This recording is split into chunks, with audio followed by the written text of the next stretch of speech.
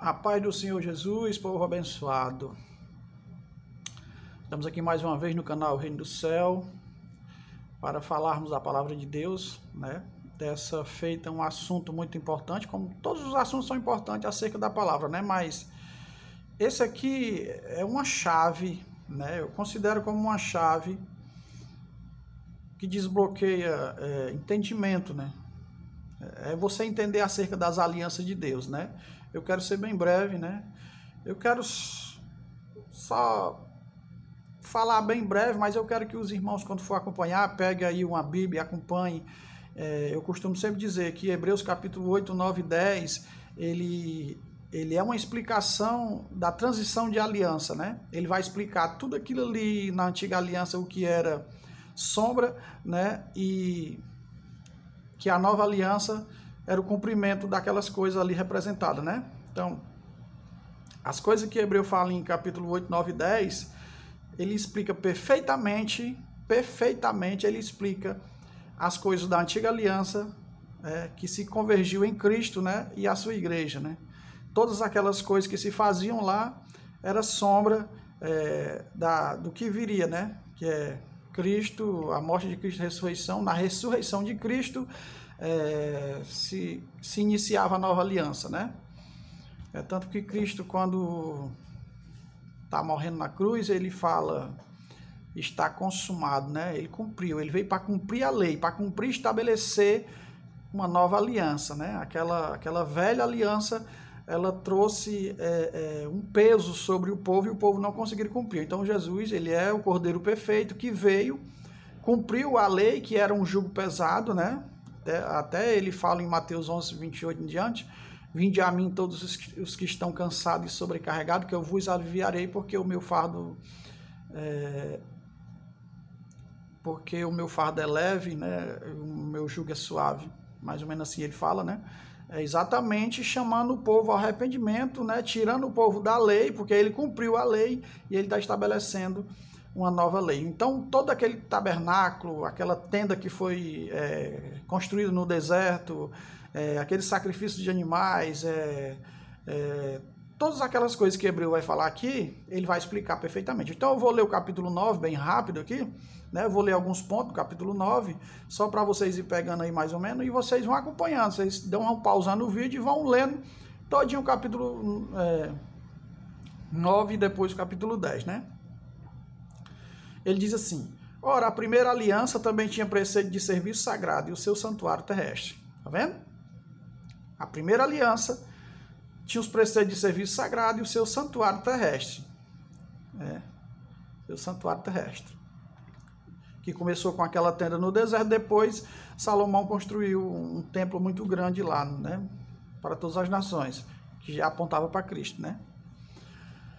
Com efeito, foi preparado o tabernáculo, cuja parte anterior, onde estava o candeeiro e a mesa e a exposição dos pães, se chama o santo lugar. Né? O santo lugar era o primeiro espaço. O segundo espaço, ele vai dizer, por trás do segundo véu, se encontrava o tabernáculo, que se chama o santo dos santos. Né? O santo lugar e o santo dos santos. Né? Que era onde ficava a arca da aliança, a arca do testemunho. Né? Dentro da arca tinha as tábuas da lei com os 10 mandamentos, tinha a vara de Arão, né? Tinha o maná que caiu do céu, né? Que tudo representava Cristo, né? Tanto a arca, como os mandamentos, como a vara de Arão que floresceu, né? Como a nova aliança florescendo apontava para isso, né? Apontava para uma nova aliança, né? O maná que era Cristo, eu já falei, né?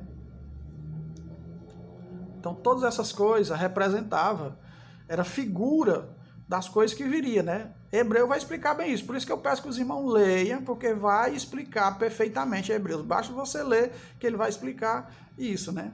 Então, ele falou... Aí, só para vocês... eu li o começo só para vocês entenderem, né? O que é que ele estava falando sobre a sombra e a realidade, né?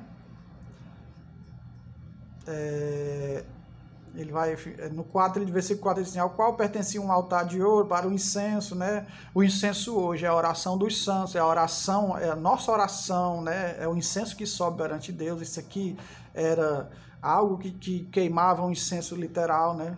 Então hoje é espiritual, né?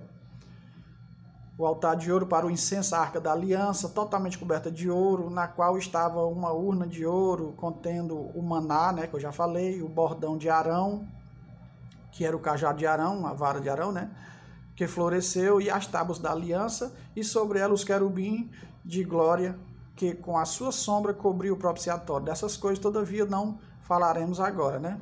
Então, os querubins representam o quê? Representa no céu, né, onde Cristo está sentado, eles estão cercados de querubins, arcanjos, né? É por isso que tinha aqueles querubins em cima da arca, que é como se fosse o santuário de Deus, né? Protegido por querubins, né? Agora vamos dar um saltozinho aqui para o versículo 9, que diz assim: é isto uma parábola para a época presente, tá? Memorize bem isso. É isto uma parábola para a época presente. E segundo esta, se oferece tanto dons como sacrifício, embora estes, no tocante à consciência, sejam ineficazes para aperfeiçoar aqueles que prestam culto. Todas essas coisas, todos esses rituais, tudo isso que era feito lá, né, apontava para Cristo. Então, as pessoas às vezes não entendem porque não explicaram para elas a questão das alianças, né? Não entende.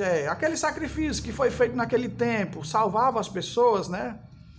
E eu digo para você, não salvava. Mas as pessoas que faziam aquilo naquele tempo, eles tinham que fazer acreditando que aquilo ali era sombra do verdadeiro que viria para salvar, né? Aquele sangue dos animais era sombra do verdadeiro sangue do verdadeiro cordeiro que vinha para salvar. Então eles tinham que fazer todas aquelas coisas da lei, mas acreditando no cordeiro, no Messias que viria para cumprir todas aquelas coisas, né? É isso que Hebreus está dizendo, né?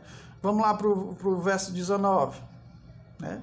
Lembrando que você acompanha aí, todinho, você lê, para você entender melhor, né? Ele diz assim, ó, no verso 19 do capítulo 9. Porque, havendo Moisés proclamado todos os mandamentos segundo a lei a todo o povo, tomou o sangue dos bezerros e dos bodes, com água e lã e tinta de escarlate e hisopo, e aspergiu não só o próprio livro, como também sobre todo o povo, né? Tá vendo? O sangue fazendo uma menção de purificação a todos os povos, né? Mas apontava para Cristo. Igualmente também aspergiu com sangue o tabernáculo e todos os utensílios do serviço sagrado. Com efeito, quase todas as coisas, segundo a lei, se purificam com sangue, e sem derramamento de sangue não há remissão, né? Apontava para a remissão do cordeiro, né? Tinha que ser derramado o sangue do verdadeiro cordeiro, puro, né? Por todo mundo, né? Porque ele morreu por todo mundo, todo aquele que crê será salvo, né? Sem derramamento de sangue não há remissão. Era necessário, portanto, que as figuras das coisas que se acham nos céus... Olha só, olha que interessante. Era necessário, portanto, que as figuras das coisas que se acham nos céus se purificassem com tais sacrifícios, mas as próprias coisas celestiais com sacrifício a ele superior, né? Porque Cristo não entrou em santuário feito por mãos, figura do verdadeiro, né? Ele não entrou no céu, no santuário feito por mão, né? E o que ele veio trazer para a terra na nova aliança também não foi um santuário feito por mão, né? Por mão de homens. Foi um santuário feito pelas mãos de Deus, que é o verdadeiro santuário, é o corpo do ser humano onde habita o Espírito Santo, né? Figura do verdadeiro. Porém, no mesmo céu, para comparecer agora por nós diante de Deus, né? Ele é o verdadeiro sacrifício, o verdadeiro mediador. Ele hoje está diante de Deus, né?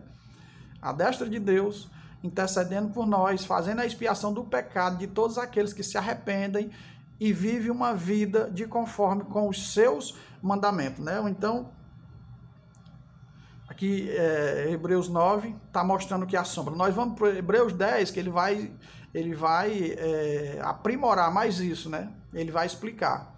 Né? E só para lembrar os irmãos que quando Jesus estava na terra, vivo ainda, ele estava cumprindo a antiga aliança, tá?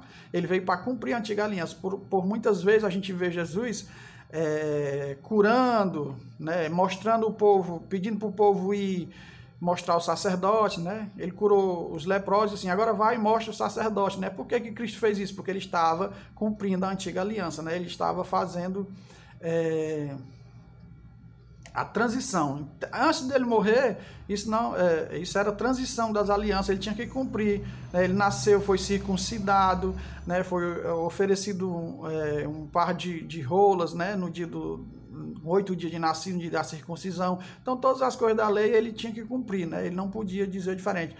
Ele disse para os fariseus que ele permitiu para os fariseus que desse o dízimo, né? Por quê? Porque ele estava em transição. Depois que ele ressuscitasse, ele não podia dizer que os fariseus tinham que dar dízimo, né? Mas antes dele morrer, ele estava explicando essas coisas para os fariseus, porque era coisas da lei, ele tinha que cumprir, né? Então eu vou encerrar aqui o vídeo 1 e vamos para o vídeo 2 e vamos falar de Hebreus capítulo 10, né?